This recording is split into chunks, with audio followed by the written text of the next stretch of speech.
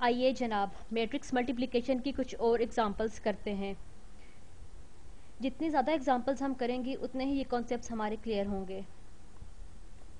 चलिए अब थोड़ी सी एक ज़रा मुश्किल एग्जांपल कर लेते हैं ताकि हमारे कॉन्सेप्ट्स थोड़े ज़्यादा क्लियर हो जाएं। चलिए सोचते हैं।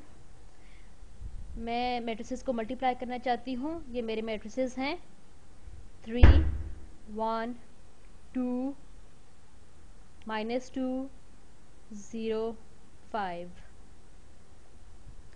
मैं अपने इस मैट्रिक्स को मल्टीप्लाई करना चाहती हूँ एक और मैट्रिक्स से जो है -1 0 2 3 5 और 5। मैं सारे नंबर्स अपने जहन से खुद ही बना रही हूँ। अब इन मैट्रिसेस को देखकर पहला सवाल ये पैदा होता है कि क्या मैं इनको आपस में मल्टीप्लाई कर सकती हूँ। आप देख सकते हैं कि मैं इन मैट्रिसेस को आपस में ऐड या सब्ट्रैक्ट तो नहीं कर सकती, लेकिन तो क्या मैं इनको मल्टीप्लाई कर सकती हूँ। आइए इसका जवाब ढूंढते हैं। हमने मैट्रिसेस मल्टीप्लिकेशन के बारे में देखा कि अगर हमारे पास कोई भी मैट्रिसेस हैं, हमें अपने जवाबी मैट्रिक्स की डायमेंशंस नहीं पता हो अभी तक, लेकिन हम ये जानते हैं कि जो हमारी पहली टर्म है वो कहाँ से आती है। इस पहली टर्म के लिए हम अपनी रो इन्फॉर्मेशन लेते हैं पहले मैट्रिक्स की पहली रो से और कॉलम इन्फॉर्मेशन लेते हैं अपने दूसरे मैट्रिक्स के पहले कॉलम से। यानी कि जो हमारी पहली टर्म है वो डॉट प्रोडक्ट है पहले मैट्रिक्स की पहली रो की और दूसरे मैट्रिक्स के पहले कॉलम की। आप देख सकते हैं कि इन दोनों की लंबाई या लेंथ बिल्कुल सेम है। अब जब इनकी लेंथ हमारे पास बराबर है, इसलिए मैं इन दोनों को आपस में मल्टीप्लाई कर सकती हूँ और इन दोनों की डॉट प्रोडक्ट जो मैं लूँगी वो मेरे जवाबी मैट्रिक्स का पहला एलिमेंट या पहली टर्म कहलाएगी। बिल्कुल इसी तरह जब मैं दूसरी रो को पहले कॉलम से मल्टीप्लाई करूँगी तो मेरे पास जवाबी मैट्रिक्स की दूसरी रो का पहला कॉलम वाला आ जाएगा। इसी तरह मैं अपने मैट्रिक्स का जवाब निकाल सकती हूँ। चलिए इन मैट्रिसेस को कुछ नाम दे देते हैं। मैं पहले मैट्रिक्स को कहती हूँ ए मैट्रिक्स। इसकी डायमेंशंस क्या बनती है मेरे पास 2 रोज और 3 कॉलम्स, यानी ये 2 क्रॉस 3 का मैट्रिक्स है। मैं इसको मल्टीप्लाई कर रही हूँ एक और मैट्रिक्स है जिसको मैं नाम दे रही हूँ बी का। बी की डायमेंशंस क्या हैं? बी की डायमेंशंस हैं 1 2 3 3 रोज और 1 और 2 कॉलम्स, यानी बी मेरे पास है 3 क्रॉस 2 का मैट्रिक्स। इसका मतलब है कि मैं दो मैट्रिसेस को मल्टीप्लाई कर सकती हूँ अगर उनका जो अंदरूनी डायमेंशंस हैं वो एक जैसी हों, यानी कि ए के नंबर ऑफ कॉलम मेरे बी की नंबर ऑफ रोज के बराबर हों। यानी मैं इनको सिर्फ तब मल्टीप्लाई कर सकती हूँ जब मेरे पास ए में जितने कॉलम हैं उतनी ही रोज बी में मौजूद हों। इसका मतलब जनरली हम इसको यूँ लिख सकते हैं कि अगर मेरे पास कोई भी मैट्रिक्स सी हो जिसमें n रोज और a कॉलम्स मौजूद हों, मैं इस मैट्रिक्स को किसी भी ऐसे मैट्रिक्स d से मल्टीप्लाई कर सकती हूँ जिसकी a रोज हों और m कॉलम्स हों। यानी कि मैट्रिक्स सी की रोज का और मैट्रिक्स डी के कॉलम्स का आपस में कोई ताल्लुक नहीं, बल्कि सी के कॉलम का डी की रोज के बराबर होना ज़रूरी है। यानी कि आप देख सकते हैं कि अगर हमारे मैट्रिसेस की अंदरूनी डायमेंशंस एक जैसी होंगी तो सिर्फ तब हम उनको मल्टीप्लाई कर सकते हैं। चलिए अब हम इसका जवाब निकालने की कोशिश करते हैं। मैं थोड़ी जगह साफ कर लूँ ताकि जवाब निकाल सकूँ। चलिए मैं इसको नीचे करती हूँ जहाँ पे हमारे पास ज़रा बड़ी जगह है। चलें ये जगह है जहाँ पे मैं अपने मैट्रिक्स का जवाब लिखूंगी। चलिए अब हम लोग पहला एलिमेंट या पहली टर्म कैसे लेंगे। हम पहली रो को पहले कॉलम से मल्टीप्लाई करेंगे, यानी कि 3 times -1 plus 1 times 0 plus 2 times 2। चलिए ये हमारी पहली टर्म आ गई। अब सेकंड टर्म कहाँ से आएगी? सेकंड टर्म के लिए हम वही अपना रूल इस्तेमाल करेंगे, यानी कि पहले मैट्रिक्स की पहली रो को दूसरे मैट्रिक्स के दूसरे कॉलम से मल्टीप्लाई करेंगे। इसके लिए ज़रूरी है कि आप ज़रा फोकस रहें। इसकी थोड़ी कैलकुलेशंस मुश्किल हैं उन मैट्रिसेस के निस्बत जो हम पहले कर चुके हैं। यानी कि हम पहले रो वेक्टर को दूसरे कॉलम वेक्टर से मल्टीप्लाई करेंगे ताकि हमारे पास पहली रो के कॉलम 2 की इंफॉर्मेशन आ जाए, यानी कि पहली रो का दूसरा एलिमेंट हमारे पास आ जाए। 3 times 3 plus 1 times 5 plus 2 times 5।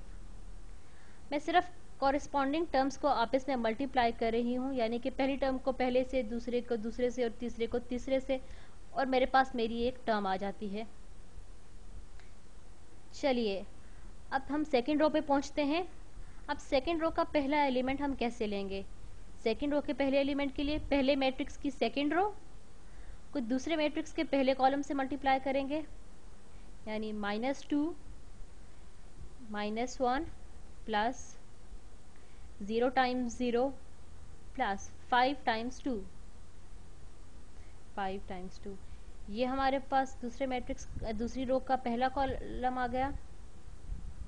अब आखिरी टर्म हमें चाहिए, रो 2 कॉलम 2 चाहिए हमें, यानी सेकंड मैट्रिक्स की सेकंड रो और पहले मैट्रिक्स की सेकंड रो और सेकंड मैट्रिक्स का पहला column. -2 × 3 plus 0 times 5 plus 5 times 5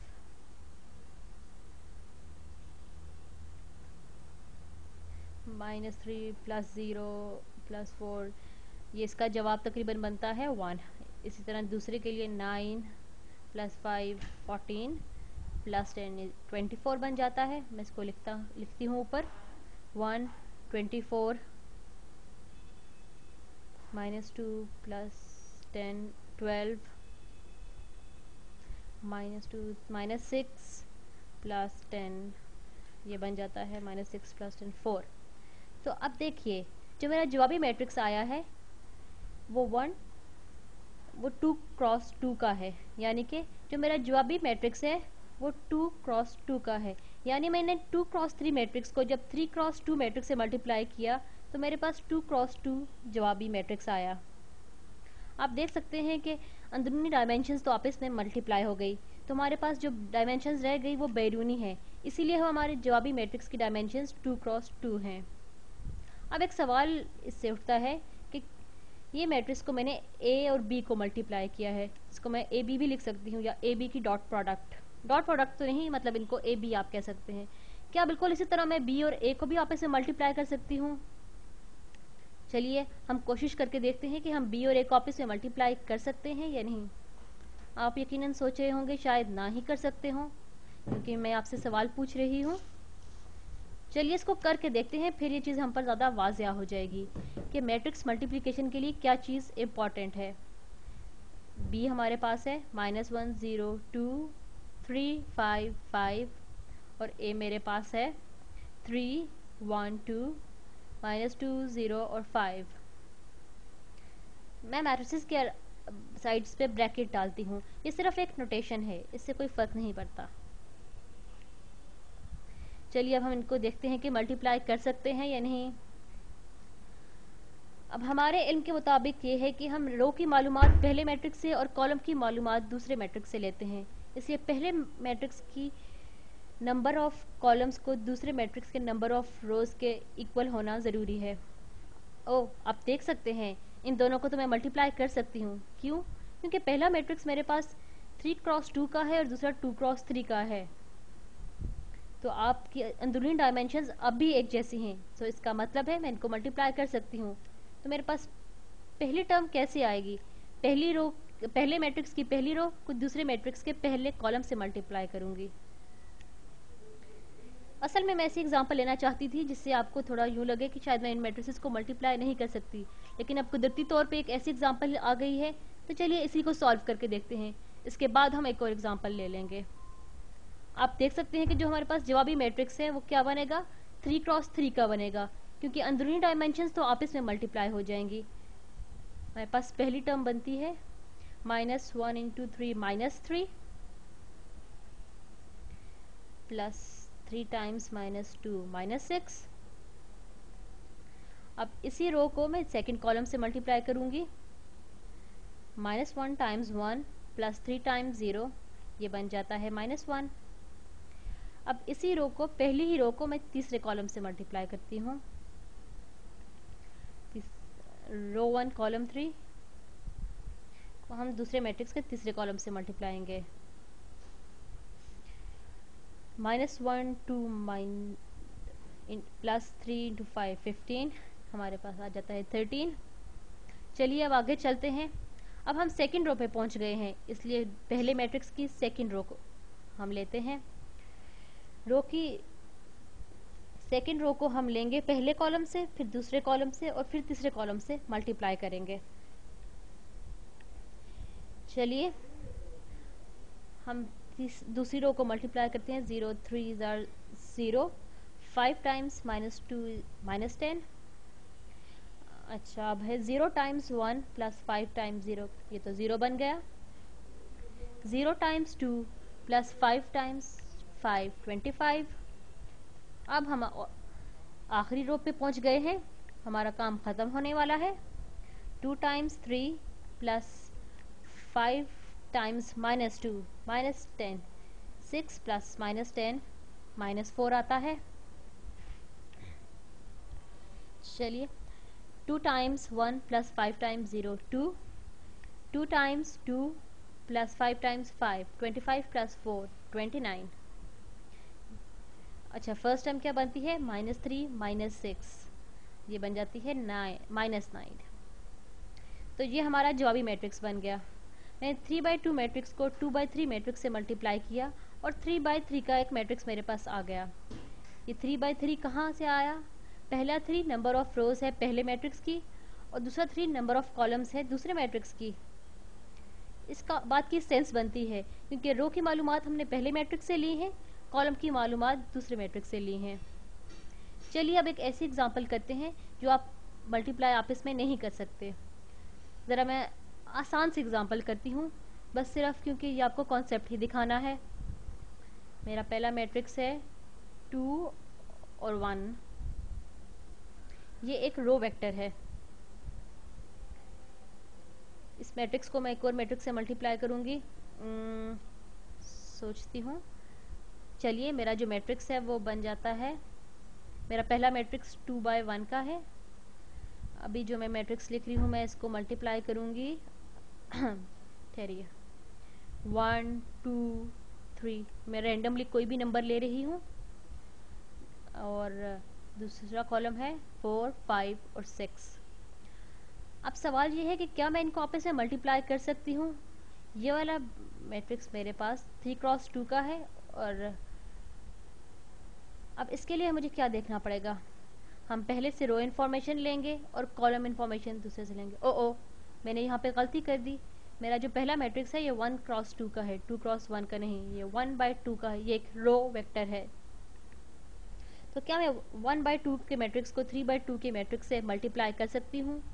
मैं पहले से रो इन्फॉर्मेशन ली और दूसरे से कॉलम इन्फॉर्मेशन ली, ताकि मैं जो अभी मैट्रिक्स का पहला एलिमेंट लिख सकूँ। अब देखिए, क्या मैं इनको आपस में मल्टीप्लाई कर सकती हूँ जिस तरह पिछले एग्जांपल्स में हम करते आए हैं। 2 टाइम्स 1 प्लस 1 टाइम्स 2। अब मेरे पास कोई नंबर नहीं है जिसको मैं 3 से मल्टीप्लाई करूँ, यानी कि यहाँ पे मेरे पास कुछ मसाइल हैं। मैं इन मैट्रिसेस को आपस में मल्टीप्लाई नहीं कर सकती, यानी कि क्योंकि इनकी अंदरूनी डायमेंशंस आपस में मिल नहीं रही या आप एक जैसी नहीं हैं। 2 और 3 इक्वल नहीं होते आपस में, इसलिए मैं इन दोनों मैट्रिसेस को आपस में मल्टीप्लाई नहीं कर सकती। ये बात गौर तलब है कि आप किस तरह मैट्रिसेस को मल्टीप्लाई कर सकते हैं और किस तरह के मैट्रिसेस को मल्टीप्लाई नहीं कर सकते। कई हमारे पास इस तरह की मिसालें आती हैं जिसमें आप ए और बी को मल्टीप्लाई कर सकते हैं और बी और ए को मल्टीप्लाई नहीं कर सकते। चलिए अगली वीडियो में मिलेंगे। अल्लाह हाफिज़।